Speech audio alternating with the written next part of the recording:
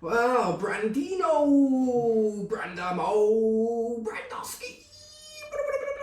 Welcome to the channel, Brandon. Oh, it's an honour to be on the channel. Yeah, I'm glad you're honoured, because I'm your older brother, and you should be honoured to be in the presence of greatness. I am, my king. Nice. So, anyway, guys, welcome to the channel. It's Jake Joseph, who's my brother Brandon Marshall, and we're just going to have a little bit of a chat. We're not going to, talk about anything specifically, but we're just going to have a little chat about mental health. Bit of a chilled vibe going on here in the Jake household. So, Brandon. Yes, Jake. Yes, sir. Just tell our viewers why you're actually covering your face today. Well, I'm covering my face because it's mainly down to my severe anxiety and a bit of my autism as well. It is kind of like a comfort blanket for me. So when I'm doing videos like this or when I'm travelling outside, I have to cover my face to actually get me out the house. I understand that. With me, it used to be like, do you know when I wouldn't go out in just a t-shirt? No, yeah, I don't even. I have to wear hoodies as well. Yeah, I'd always have to put a hoodie on or cover my arms or something like that, and then I'd feel more comfortable. A lot of people are probably going to relate to that as well because, a lot of people understand what you're talking about. Yeah? And anxiety is like, when you like, I don't know, I think some people have different types of anxiety attacks. Yeah, there's different types of anxiety attacks. Yeah. But what type do you think, explain, if you, were feeling, I don't know, what would set your anxiety off? Put me in a situation that would set your anxiety off. Okay, so there's a lot of things that set my anxiety off. So if we're talking about if I'm outside, for example, a good way to set off my anxiety is just getting really close up to me. It will set me off. If someone comes, when some people barge into you or get really close to you. What about, sometimes you get those people and they're just doing a job, sales job out in the street. When that will excuse me, sir, come on. Yeah, I get that one. I don't like it. I always walk fast. Oh past no, put your head down. Put my head down and go. Yeah, I understand that one. For me, I can be quite I don't know what the word is really, but I'm not afraid to say what I'm thinking. No, One of those type of personalities, but then at the same time, when somebody's if you're in an argument with somebody, it's not like I'm scared of the argument or I'm scared of what would happen. It's like the confrontation. No, it's the conversation. Yeah. It's also gets to me as well. It's, I'm not scared of the argument. I'm not scared of anyone or with anyone or anything like that. But it's more the confrontation of it. It makes more raised voices that will set me off. It's the anxiety. It's the worry of what's going to happen and how far is this going to go. And that's what am I getting into here? I try and avoid the arguments as much as possible, whether it's friendships or relationships. But these days, no one wants to talk, do they? No. No one in relationships wants to actually sit down and discuss the problems that you have with each other. So there's that one. So we're kind of just going with the flow here, so we can just probably jump straight onto. Well, actually, if you can, if there's anything off your top of your head, and take your time with this one, there's no rush. But if you could give anyone any sort of advice when it comes to anxiety, would you be able to? Find a coping mechanism. Yeah, exactly. Okay, so for my anxiety, it's my music, as you know, when I'm outside or something. Yeah, that's a good point. Yeah. I use my music, and I don't use earphones either because that will set me off as well. Earphones are the wires getting all tangled up on me and stuff like that. Do you worry about what people think when you're playing your music outside, loud and I did at first. Yeah. But I realised that it was the only thing that would actually get me out the house. Yeah. With my comfort, and it is, again, when I'm covering my face and stuff, I use my music as well as my comfort as well. And that is my greatest advice I can find, is find something that will make you comfortable. Whether that will be with a person when you go out, like a best friend, or someone, is get a comfort as soon as possible. Yeah, you got to find something that makes you comfortable, especially when you're going out with other people as well, you're meeting somebody. Take a friend with you, someone you trust. But for me, it's with me, it's a bit different when I'm going out somewhere to focus, to not have an anxiety attack or think of anything negative. My sole goal is to focus on exactly where I'm going. Yeah. Like nothing can get in the way of me. I am on a mission to get to where I need to go, so I can feel good again. Like when I'm travelling to Jaden's. Yeah, when you I want just focus on Jaden. Right, I've got to get on that train. I've just got to do it, and when I'm there, it will be okay. You know what I mean? I've just got to dive straight in and get it out of the way, like sort of thing. And yeah, I'll play my music on the train or something like that, and just. They are people do like that, don't they? Yeah. On trains or public transport. Yeah. Just downtime really, and it's the only time I really listen to music is when I'm going out. I don't really listen to it any. Well, I like I'm a bit older than you, Brandon. I like the 80s music. Yeah, I like that kind I can play you back to morning anytime. I still know I'm a big fan of the rock. I've always been. Well, do you know what? It was like, because you know how I grew up, I was a proper you're probably not travelling. I was in the gang life and all that. I was a bit of a dickhead. But at the same time, like, I always still kind of liked rock. It was just when I was hanging around with the type of people I was. Yeah. No one was listening to rock music. No. It was all rap and I'll stab your mum this and stab your mum that and all that kind Same of for when I grew up. Yeah, it was. And do you know what? The rap music is good and I still like it, and I still like a little bit of the old school rap from back in the day. I don't like any of that shit when they're just talking about fucking I'll shoot you, I'll stab you, I'll do this, I'll do that. No, that isn't tough to me. That just annoys me. Yeah, that doesn't make you look tough in my opinion. That makes you look like a fucking idiot. That honestly sets off my anger. Yeah, I've got to try not to swear a lot either because YouTube will fucking send messages. Warning messages. Okay then. So okay. Let's get on to a bit about depression itself, because that's the big one everyone suffers with. Everyone suffers with that. Mental health. And even people that don't suffer with their mental health, there's still some point they suffer with depression at some point in their lives, which makes me wonder sometimes, is it just a natural like human emotion, depression? Like extreme sadness. I think there's cases for it. Like you can definitely have an argument for it that it could just be a natural human It could reaction. be, because everybody gets it. Like everybody at least once gets a batch of depression in their life. Whether it could be anything, like they lost a family member, so for a couple of months they're grieving, they're depressed. Yeah. So things like that, and they might recover straight away, or after 6 months or whatever, and get back to their normal lives. But they'll always remember when they had depression. Yeah. It's not something you forget, is it? So for me, like obviously my depression's come back a bit this week with the little knock I've had. Yeah. But fucking, it's all sore again. God, I apologise for the swearing. But if you like for me, it's all about being positive. But then when I've done something positive, not forgetting about it. Like remember that little positive you've just achieved.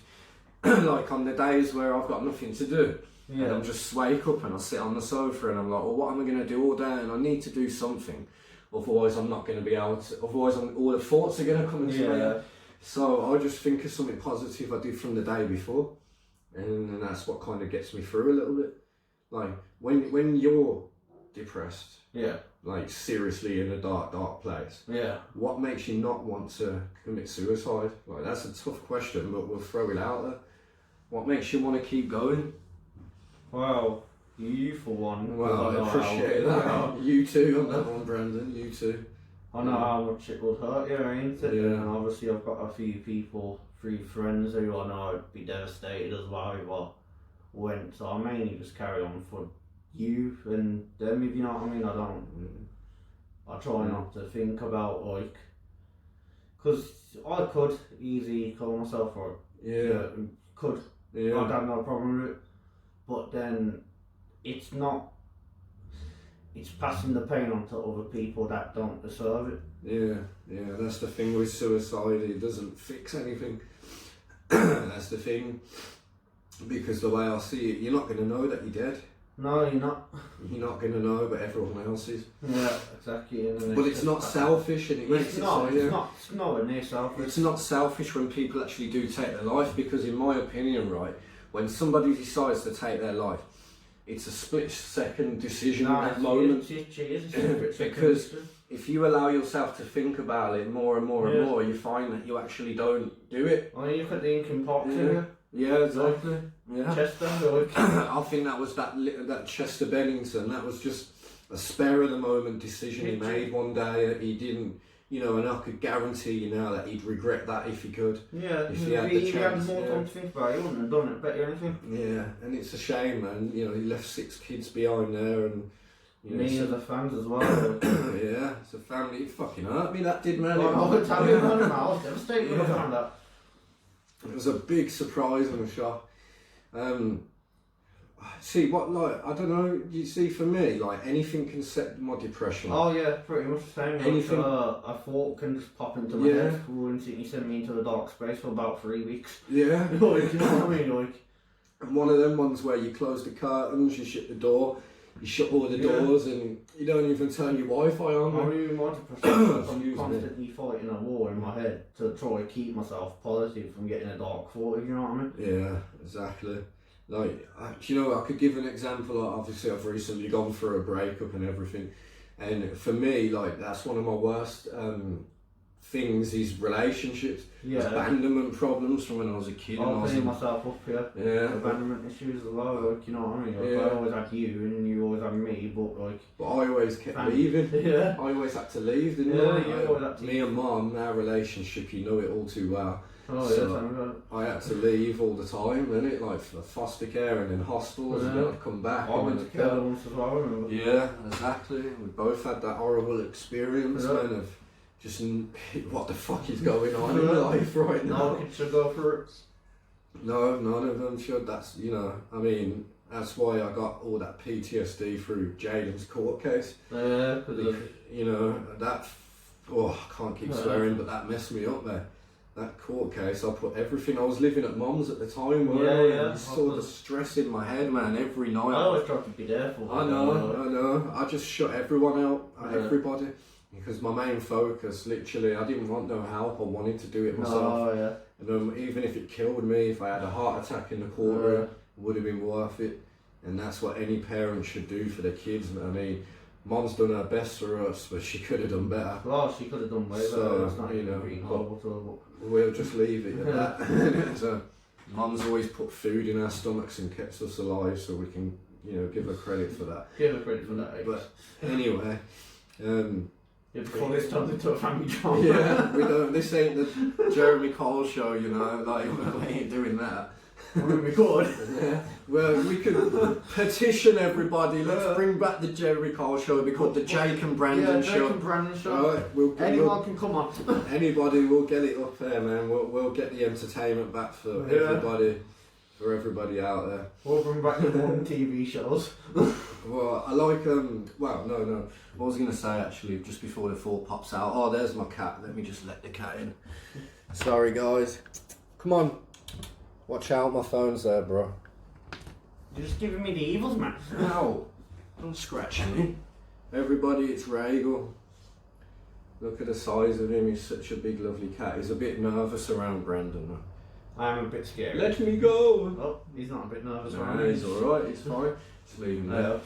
See, for me, like, I can just be sitting there having the best day ever. Yeah. And then all of a sudden, I'll think about something and zoom. Yeah. It's like a computer when it's shutting down. It's like a roller coaster. Zoom. It's honestly like a roller coaster, like, you know, you're going up enjoying it and then just sort of boom. Yeah, I don't like roller coasters. I love roller coasters, but you know, you get the analogy, it's like you're going up, you're enjoying it, and then just like when you're through and you think that dark thought shot. Whee!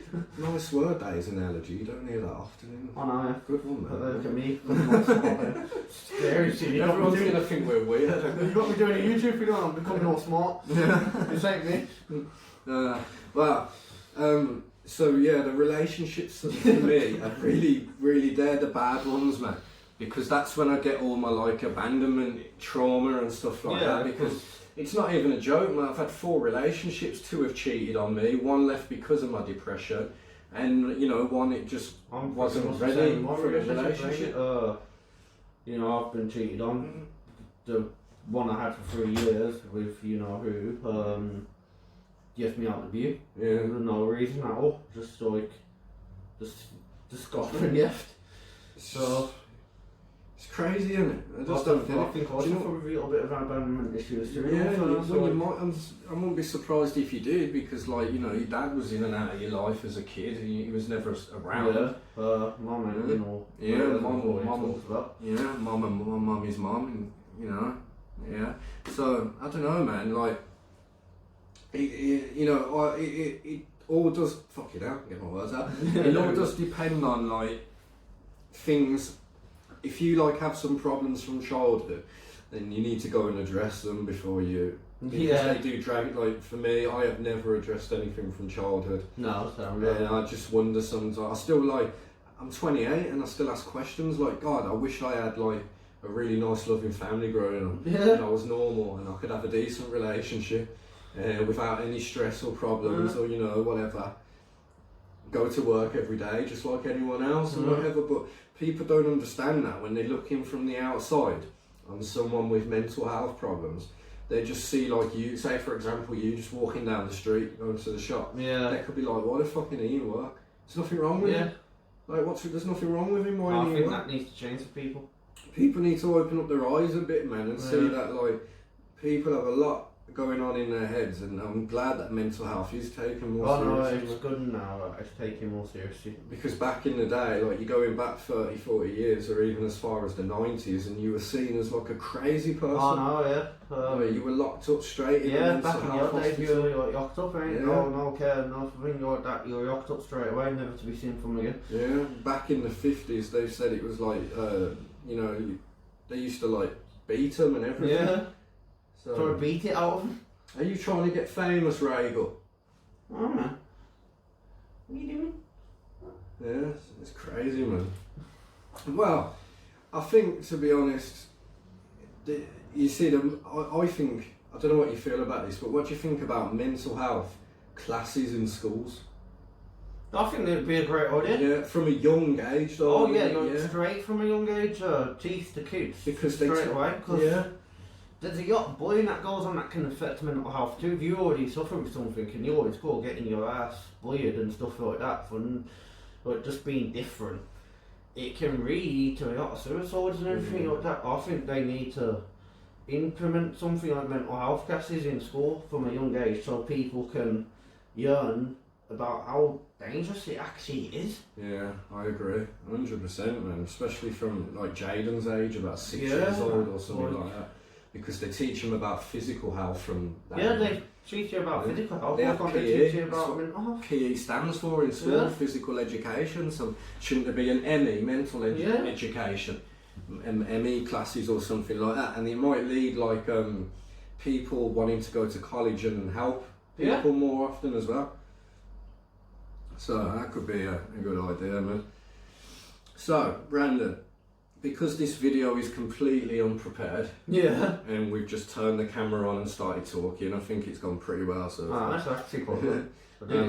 Is there anything mental health that you want to share or talk about, or any experiences that you've had, or anything that you just want to share, something personal at all? Like about, maybe, like, you know, let's say for example, when you split up with Amber, like how was you after that? Like, someone who suffers with autism, mental health, and, you know, all these different things, because it took you a long time to get back up on your feet. It took me about a year and a half. Yeah. So, like, how did you, like, as someone who suffers with mental health, how did you cope? I'll be honest, for the first few months I couldn't cope. Yeah. I come close to self-harming a few times. Yeah. Never did, but I come very close a good few times. Yeah. Do you know there can be types of self-harm when you're not physically hurting yourself? There can be mental self-harm. I've heard of it, yeah. but... Like, you can harm yourself by alone, like, diving into these negative thoughts. Yeah. I've done that a lot, so... Yeah. But physical self-harm I never done. But, like, you know, probably mental self-harm, then You make yourself believe the things you hear. Well, I have to be honest, in that year I thought it's completely worthless. So, like, you know, 3 years in that relationship, gone for nothing. I just thought I was completely worthless at that point. Like, you're always left with questions that can't be answered. Why? Or what did I do wrong? Where did I go wrong? Yeah, one of them. You blame yourself, don't you? Mental health survivors. You blame yourself and you shouldn't do. And that is one thing I can say is you've got mental health, which I presume you do if you're watching this video. Don't blame yourself, never blame yourself. Yeah. It's not you. It's not your fault that you are the way you are. And when you get with someone in a relationship, if there's advice I can give out there, it's try to find somebody that's willing to actually listen and understand your mental health. If you can find someone who can learn and understand you, it's like 10 times better. Because if you, I see so many times people are in relationships where their partners just don't get it. Yeah. And they feel trapped in the relationship then and they can't get out. Yeah, because they just... It's going to lead to worse and worse problems. And then they end up believing that's what they deserve. And it's not what they deserve after all. You deserve like 10 times better. Yeah, 100%. 100% agree with that. Okay then, it is food o'clock for me. I am very, very hungry, so I think we'll leave it here. See how this goes, see what the feedback we get and stuff like that. If the feedback's good, I'll be more than happy to come on more and do it again. So guys, if you want to see this guy on camera more often on this channel, all you got to do is like the video, give it some likes, put a comment in the video. Feedback would be much appreciated. Tell us what you think of us. You know what? Even give us some topics to talk about as well. Yeah, put that in the comments if you want us to talk about anything in particular. Then like please give us a topic to talk about. 100%. Whatever. Anything mental health related. We'll try our best to talk about. If you want us to sit here and talk about donkeys and birds and sheds and you damn what we'll take you to. We'll take you to like a farm and you get a donkey and talk about it. Yeah, we will go to a farm. We'll see a donkey and we will say, "Hey donkey, YouTube wants you," and that's all. That is all. All right, and have a good day, ladies and gentlemen. Thanks for watching, everybody, and make sure you go on to Survivors Elite. Search it on Facebook group. Brandon's an admin on there. I'm the founder. You've got other admins on there too. Chris, Kathy, Emma, and our new admin Daniel Knight as well. All amazing people, and we'll help you when you need it. Exactly. This is the place to be. It is the #1 mental health group on Facebook. And if you don't believe me, you got to subscribe to it. You got to go on there and just click on it, man, and then you'll see awesome shit.